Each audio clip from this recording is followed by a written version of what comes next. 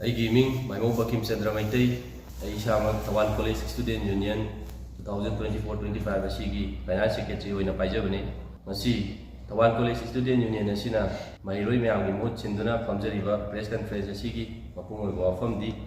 Masi NEP National Education Policy Act 2020 asi state asida implement tawduna policy asigi manungsanna third year undergraduate oirambadu fourth year undergraduate oiduna mahi tamba haurabasu masigi aroiba sahi tare chuba amadi nipan chuba semester asi lenganga hangani amadi hangoi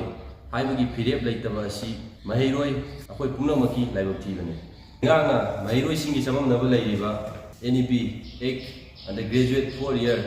tamba masi hangani hangoi haibasi athuba matamda mahiroi singda khangangadabani lenganga matam chana thabak lokhattabana education da piba disturbance singna maram oiraga mahiroi singi punsi mangba yaro